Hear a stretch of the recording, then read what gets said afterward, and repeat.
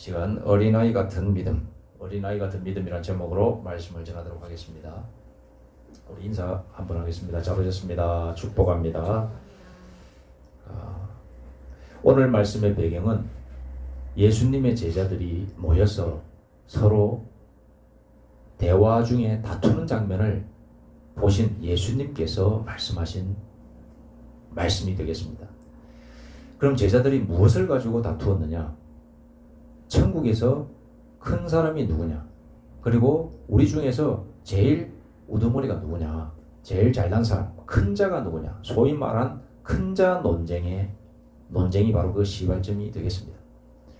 그 모습을, 제자들의 모습, 싸우고 있는 모습을 가만히 보면서 예수님께서 또 어떠한 교훈으로 이들을 가르쳐야겠다 생각하시고 오늘 말씀 마태복음 18장 1절부터 6절까지의 말씀 내용이 나오는 것입니다. 핵심은 어린아이를 데리고 합니다. 어린아이를 데리고 와서 너희 중에 큰 자가 되고자 원한다면 이 어린아이와도 같이 되라. 그리고 이 어린아이와도 같이 되지 아니하면 천국에 갈 수 없다. 천국 자체를 갈 수 없다는 거죠. 그렇게 말씀하시면서 이렇게 말씀을 마무리하시는 장면이 나오고 있습니다. 여러분, 세상에서 큰 자, 분야별로 큰 자들이 많이 있습니다. 이 큰 자라고 하는 것은 1인자를 말을 하는 것이죠. 1인자가 되기 위해서는 부단한 노력이 필요한 게 이 세상에서의 1인자입니다. 우리가 운동선수만 보더라도 그렇습니다. 올림픽에서 제일 1인자는 누구입니까? 금메달 딴 사람 아니겠습니까? 금메달. 은메달, 동메달도 있지만 금메달 딴 사람이 최고입니다. 자, 그 금메달을 딴 선수들에게 인터뷰를 했더니 공통점이 4가지가 나왔습니다. 첫째, 지옥 훈련이라는 고통스러운 체력 단련 과정을 감내하면서 묵묵히 수행했다. 둘째, 수도사 같은 절제된 생활을 이겨냈다. 셋째, 상대방에 대한 두려움이나 방심을 이겨냈다. 마지막 4번째로 경기 후에 기후나 야유나 부상 등의 변수로 인해서 흔들리는 마음이 생길 수 있는데 그 흔들리는 마음을 잡았던 사람들이다 라는 결론이 나왔습니다. 이 4가지 중에서 어느 하나가 딱 실패되면 은메달, 동메달로 떨어지는 거죠. 이 4가지를 공통으로 골고루 갖춘 능력 있는 사람들이 보통 금메달을 따더라 라는 결론이 나왔습니다. 여러분, 이 세상에서 1인자가 되기 위해서 올림픽에서 금메달 따는 건 보통 일이 아니죠. 우리 배드민턴을 제가 한 번씩 보면은 우리나라 유명한 그 여자 선수 중에 안세영이라고 하는 선수가 있습니다. 그 선수가 부상이 있음에도 불구하고 불굴의 의지로 끝까지 쫓아가서 공을 걷어내는 걸 봤습니다. 그 모습을 보고 있는 상대편이다 내가 생각했을 때 질릴 것 같은 생각이 듭니다. 저걸 또 받아내네. 그 하나를 받아냄으로 인해서 상대편은 내가 앞으로는 더 세게 치고 더 정확하게 해야지라고 하는 강박관념이 생기고 그러면서 실수가 나오는 거예요. 그 실수를 유발해가지고 다시 안세영 선수는 포인트를 따고 결국에는 올림픽에서 금메달을 따는 모습을 보게 되었던 기억이 있습니다. 그 모습 보면서 처절합니다. 그야말로 이 세상 올림픽에서 1인자가 되는 것도 그렇게 처절하다라는 생각이 들었습니다. 여러분, 이 물리적인 힘, 즉 체육 경기에서 올림픽 금메달 따는 거, 1인자가 되는 거 쉽지 않죠. 쉽지 않습니다. 그런데 그런 큰 자가 됐다고 하더라도 그것이 끝입니까? 그것은 어쩌면 다시 시작하는 것일 수 있습니다. 누가 그러더라고요. 1인자가 되는 것은 쉬워도 그 1인자를 지키는 것은 더 어렵다. 이렇게 얘기를 하더라고요. 챔피언이 되는 것은 한번 쫙 기세에 의해서 올라가지만 챔피언 유지하는 것은 더 어렵다. 이런 말을 하는 것을 제가 들은 적이 있습니다. 이 세상에서 큰 자가 되는 것도 참 힘들죠. 여러분, 그렇습니다. 그리고 요즘 이제 우리나라도 이제 대통령 선거하게 될 것인데 대통령은 무엇입니까? 정치 세력의 1인자가 아니겠습니까? 이 정치 세력의 1인자가 되기 위해서 지금 경선을 거쳐가지고 우리 김문수, 국힘에서는 김문수, 여기 민주당에서는 이재명 대표가 아마 될 것 같은데요. 어쨌든 그렇게 해서 또 붙어가지고 이재명이 되든지 누가 되든지 되겠죠. 여러분, 그 1인자가 되면 끝입니까? 여러분, 아니죠. 또 1인자가 돼서는 또 대통령이 돼서는 대통령 나름대로 또 고심이 있는 거죠. 잘못돼서 또 떨어지기도 하고 탄핵도 당하고 뭐 그런 거 아니겠습니까? 이 세상에서 큰 자가 되는 것도 힘들지만 됐다 손 치더라도 그것도 문제인 겁니다. 여러분, 이 세상에서 큰 자, 유한한 한계성이 있다는 사실을 인식하시기 바랍니다. 이 세상에 많은 돈을 가진 사람들도 있습니다. 그 돈을 가진 사람들 영원히 그 돈을 가지면서 살 수 있을 것 같지요? 그렇지 않습니다. 그것도 유한합니다. 투자의 귀재라고 불리는 워렌 버핏이 이야기했습니다. 자기 스스로 얘기한 거예요. 내가 가지고 있는 돈, 이 돈은 거품에 불과하다. 어떤 때는 몇십조가 불지만 어떤 때는 몇십조가 꺼지기도 한다. 그 몇십조라고 하는 그 돈, 보통 사람에게는 어마어마하고 상상할 수도 없는 돈이지만 나에게 있어서는 거품에 불과한 돈이다. 그렇게 얘기하더라고요. 그러니까 우리가 돈을 가지는 것도 유한성이 있는 겁니다. 그러므로 그 돈을 벌기 위해서 오늘도 공부하고 직장 다니고 사업하고 밤을 지새우고 쓰러지도록 노력하는 사람들이 그 돈을 위해서 얼마나 많습니까? 그런데 인식해야 될 것은 유한하다는 겁니다. 그거. 모든 것은 유한한, 물론 유한한 것을 위해서 우리가 인생 살아가면서 뭐 특별한 게 있겠습니까만은 하루하루 그 어떤 목적을 향해서, 목표를 향해서 걸어가는 것, 그것도 하나의 아름다운 삶이죠. 돈을 떠났어, 성공을 떠났어, 큰 자가 되는 걸 떠났어. 그런데 거기에 함몰돼서 그것만 전부인 것처럼 살아간다라고 하는 것이 문제라는 거예요. 오늘날의 많은 사람들이 그 큰 자가 되면 다 된 것처럼 막 몰입해가지고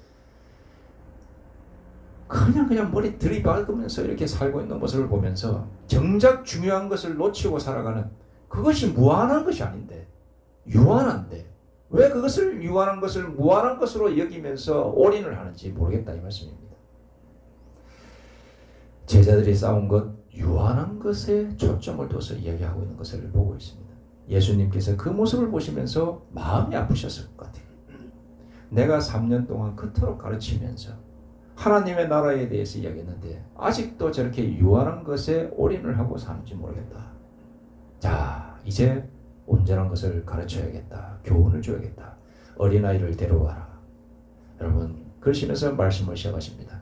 이 어린아이를 데려오라고 하신 이유가 무엇이겠습니까? 이 어린아이와도 같지 아니하면 천국에 들어갈 수 없다. 너희의 진정한 목적은 무엇이냐?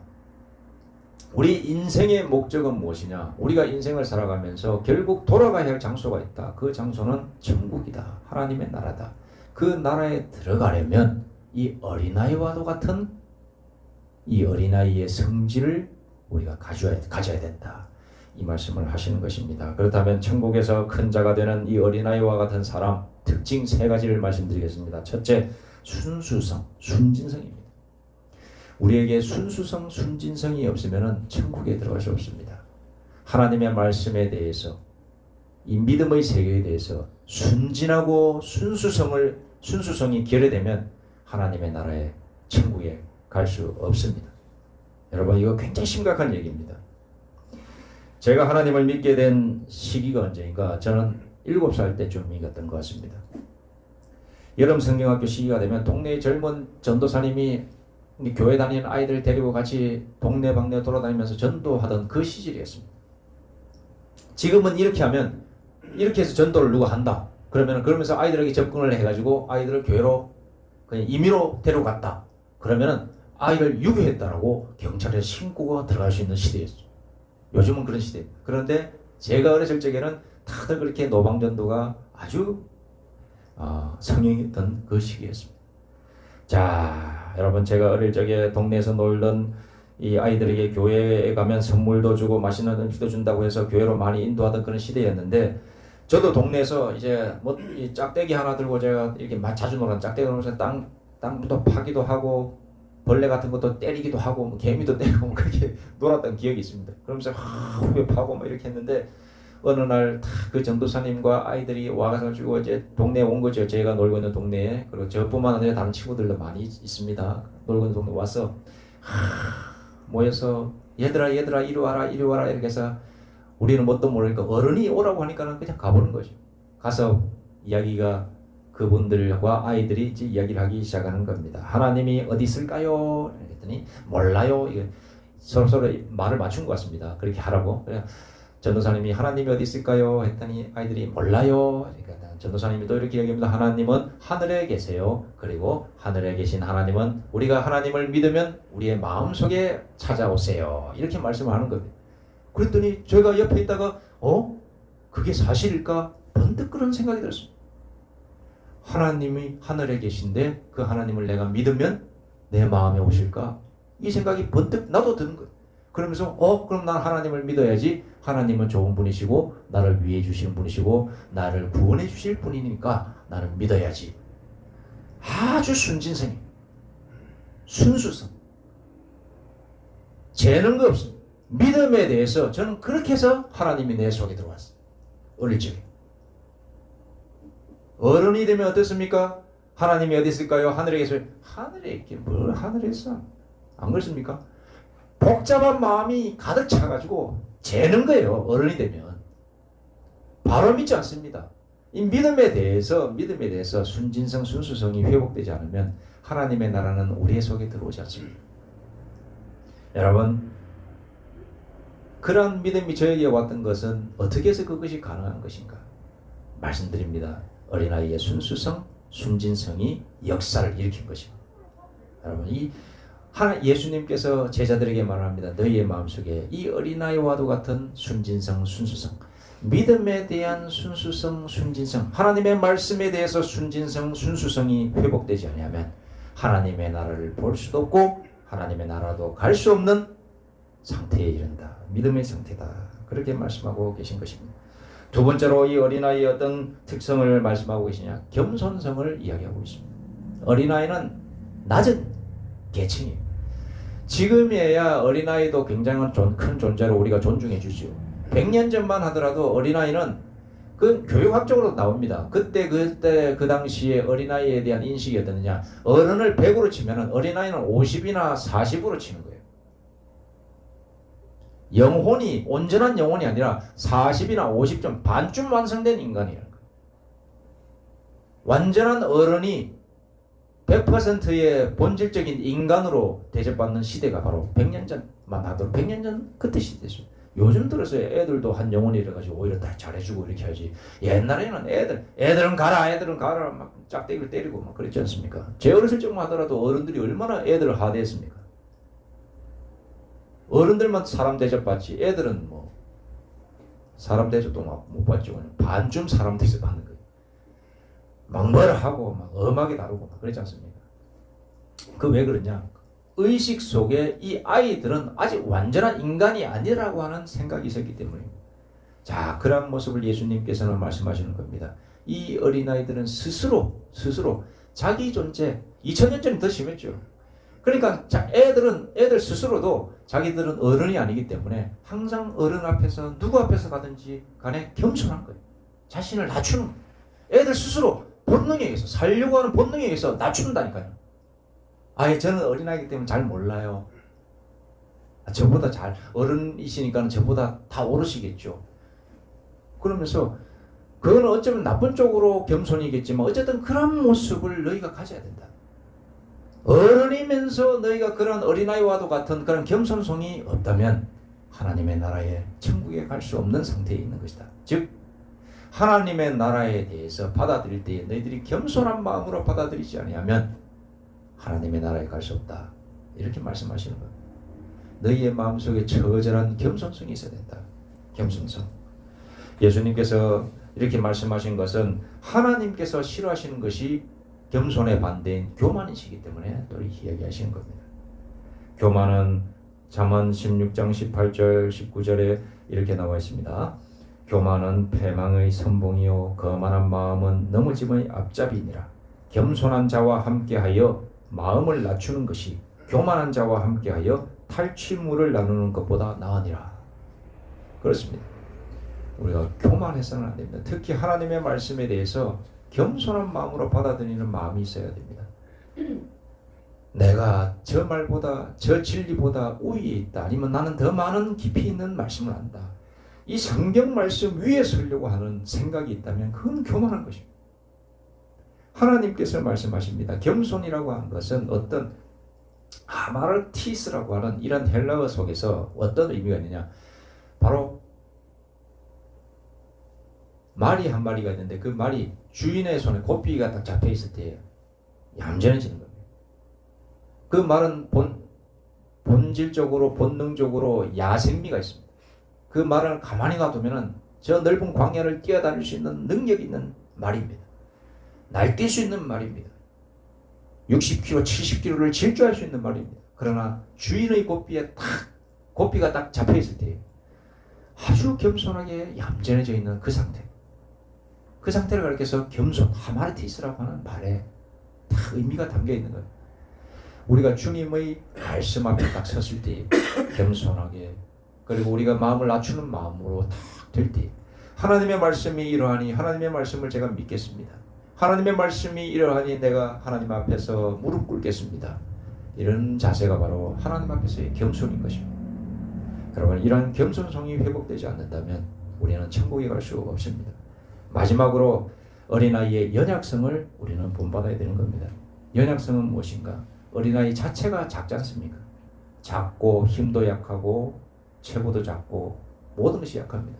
노동도 약하고 지혜도 약하고 그렇습니다. 그것은 무엇을 의미하느냐? 우리 인간 자체가 연약하다라고 하는 것을 알아야 된다, 이 뜻입니다. 어른이 되어도 그 어른이 된 우리가 강하다라고 생각해서는 안 됩니다. 우리의 정신이 강하다라고 생각해서는 안 됩니다. 우리가 생각하는 모든 것들이 강하다라고 생각해서는 안 됩니다. 우리는 연약합니다. 연약한 존재요, 징벌받을 수밖에 없는 죄된 존재라는 사실을 여러분 인식하시기 바랍니다. 우리 안에는 우리 스스로의 힘으로 해결할 수 없는 죄가 있습니다. 그 죄를 가리켜서 원죄라고 합니다. 그 원죄를 해결하기 위해서는 외부적인 힘에 의해서 우리를 도와주셔야만이 이 원죄가 씻음 받을 수 있습니다. 그 외부적인 힘이 누구냐? 바로 하나님으로부터 오는 힘이어야 되는 겁니다. 그 하나님만이 우리 인간 안에 있는 이 원죄를 씻어주실 수가 있는 겁니다. 이 씻어주시기 위해서 하나님께서 하나의 영적인 절차를 마련해 주셨는데, 그것이 바로 이 땅에 예수 그리스도를 보내주신 것입니다.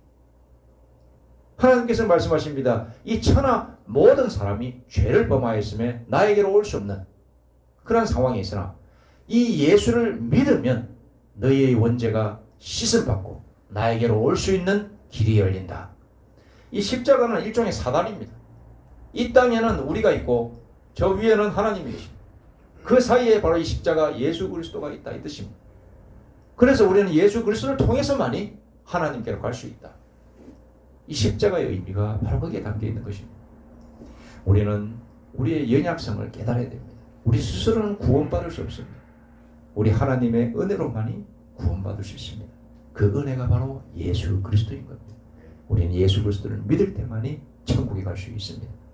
우리의 연약성을 깨달으시고 살아가시어서 하나님의 나라에 다 가실 수 있는 저와 우리 모두가 되기를 소망합니다. 어린아이의 순수성, 순진성, 어린아이의 겸손성, 우리의 또 연약성을 깨달음으로 말미암아 다 천국 갈 수 있는 저와 우리 모두가 되기를 간절히 소망합니다. 기도드리겠습니다. 하나님 아버지, 어린아이와도 같은 믿음을 저에게 허락하여 주시옵소서. 이 믿음을 통하여 하나님의 나라 다 갈 수 있도록 하나님 인도하여 주시고, 예수 그리스도를 믿음으로 말미암아 하나님의 아들이요 딸이요 칭함을 받게 합당한 저희 모두가 될 수 있도록 인도하여 주시옵소서. 감사드리오며 우리 주 예수 그리스도의 이름으로 기도드립니다. 아멘. 찬송가 563장입니다.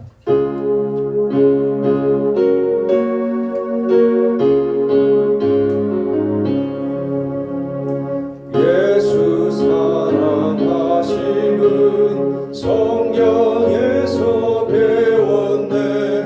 우리들은 약하나 예수 권세 많도다. 날 사랑하심, 날 사랑하심, 날 사랑하심, 성경에 쓰였네. 나를 사랑하시고 나의 죄를 다 씻어 하늘 문을 여시고 들어가게 하시네. 날 사랑하심, 날 사랑하심, 날 사랑하심, 성경에 쓰였네. 내가 연약할수록 더